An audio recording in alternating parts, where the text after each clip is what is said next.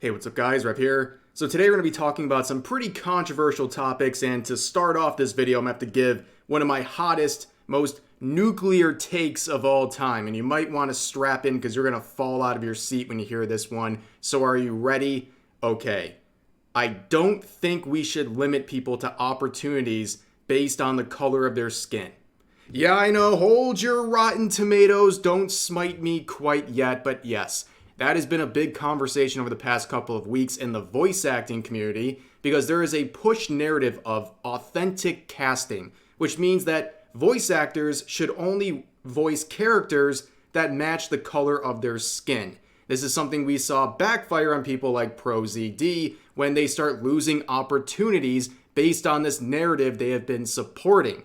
And this is something I covered in a video about 2 weeks ago. If you want the full details, you can check it out. But this video was very well received by anime fans and just casual viewers, but it was one that struck a nerve within a certain sect of the population, and that would be voice actors, okay? And to sum up this video very quickly, so there's a lot of controversy involving the recasting of a character from Bleach. They had a recent dub released, and they replaced the original voice actress, Wendy Lee, with Anaris Quiñones. Now, the reason people thought this was odd or pointed out a interesting note about this is because the original voice actress, who was a white woman, wanted to reprise the role. However, she was replaced by Quiñones, who is a black woman. Now, eventually, Viz, who was making the dub, listened, and they replaced Quiñones back with Wendy Lee. And this is something, to her credit, Quiñones handled very maturely, even though she was disappointed.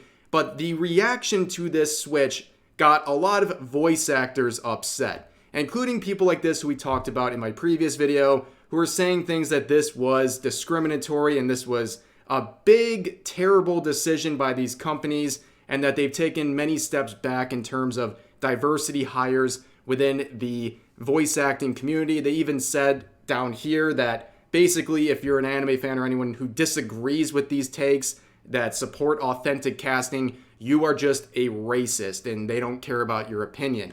And this is something that was supported by ProZD, who said that this recast was an unacceptable move and that some of her behavior afterwards, Wendy Lee's behavior, was an effing yikes on top. And shortly after that, we have this now deleted tweet, which was the main subject of my previous video.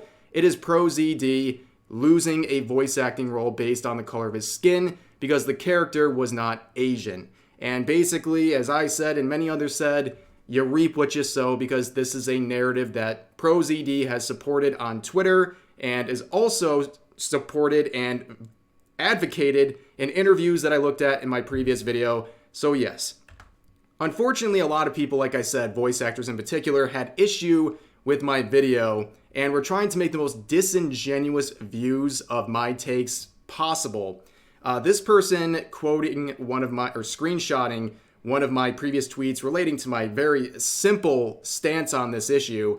They say, black and people of color voice actors voicing black and people of color characters is limiting who exactly? Who actually hurts from that? See, you don't even know what you're talking about, just posting dumb stuff. A black person voicing a black character is obviously offensive to clowns who aren't affected at all.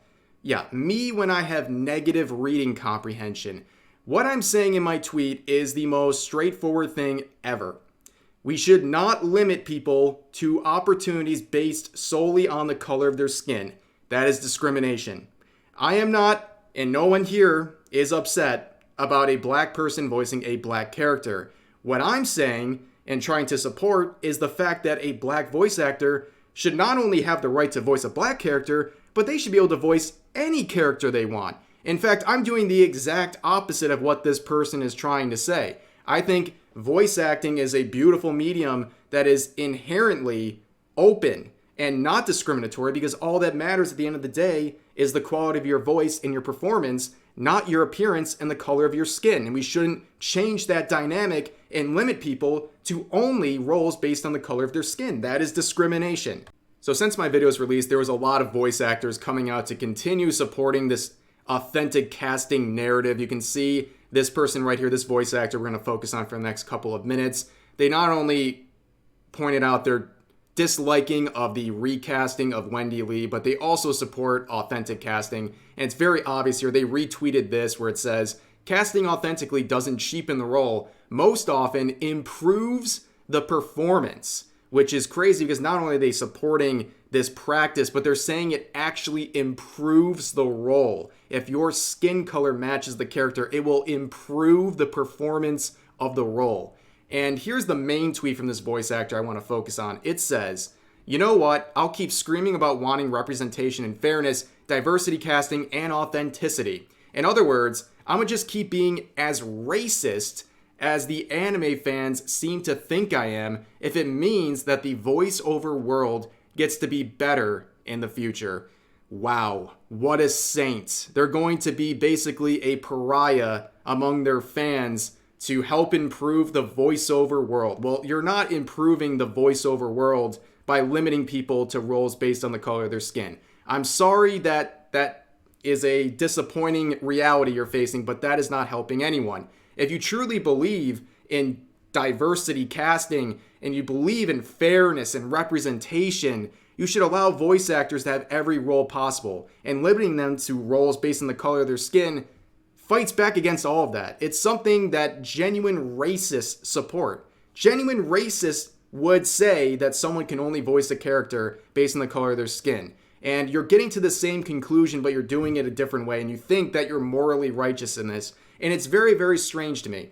And I don't understand how you can mock anime fans like this, because the people who don't support authentic casting are the majority of anime fans. And these are the people who are receiving the content that you're trying to get voiceover roles in. What would they think if they saw this? They wouldn't want you representing the characters that they enjoy in that medium because you don't have a respect for the medium and you don't have a respect for the people who are fans of it. True anime fans don't support this narrative. It's something that only the voice acting sphere seems to support. And this whole thing of authentic casting is something that is backfiring. And I want to prove how this backfires. So clearly they support not only authentic casting, but they also believe it improves the role when your skin color matches the character. Well, let's look at this person. Well, here they are. The voice actor, here's their card promoting themselves. Now, we have to play by your standards. The characters you voice should match your skin color. So why are you voicing all these characters? You don't look like a lot of these characters. Should you have these opportunities stripped away from you? I don't think so. I think you should be allowed to voice all these characters. But this is just your standard being applied back to you. It's just like ProZD. It's going to backfire eventually. You keep supporting this authentic casting narrative, it's going to backfire, and you're going to lose these roles that you received because they don't match what you look like. And this is what you're pushing for. And, not to beat this to death, but probably 90+% of the potential voice acting roles you're going to see, especially in anime, you're voicing what are considered Japanese characters. So you would automatically be dismissed from any of those potential roles. It makes no sense. And then if we really want to keep extending the logic here, are you only allowed to voice characters that are based on your sexuality and things like that? Because that's a logical extension of what you're trying to push for here. And again, why would we limit you from voicing characters that don't match your pronouns or your sexuality or things like that? It's a very dangerous road to go down. And honestly, it's reflected by this obsession Twitter has with the race of fictional characters. And I think this really highlights it right here. So this tweet with 18,000 likes says this should be illegal, pointing out the varying tones of skin of these One Piece characters. And yeah, as per usual, this is always the most stupid take ever. Twitter users and shading will be two things that'll never match up. They never understand how shading works in art. Here's one of the classic guides to how this works, how lighting and shading can completely impact how the color of one's skin will present in a photo or in art. And yeah, we saw this too. We have multiple of these tweets this week. This person is trying to claim that the characters from the Amazing Digital Circus are being whitewashed. I'm not kidding you. Look at this one right here. It says, I just realized Gooseworks made Pomni paper white in the trailer. Dog, they whitewashed What? Look at this. They claim this is whitewashing in the trailer versus the actual pilot. Here's another one saying, bro, that's not how lighting works. She is a light bulb.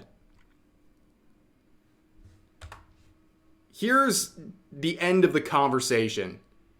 Here's how shading and lighting works. Any questions? But the reason we're at stages like this is because people on Twitter are absolutely obsessed with these things to the point where it really just fogs their brain. They make no sense. I mean, I was looking at this earlier. Now we're into like this pro-ship discourse here. This person, a South Park fan, by the way, saying, don't want to sound weird or racist. That's not a good start. Whenever I see a Spanish artist who speaks Spanish, Russian, or Japanese, I prepare myself.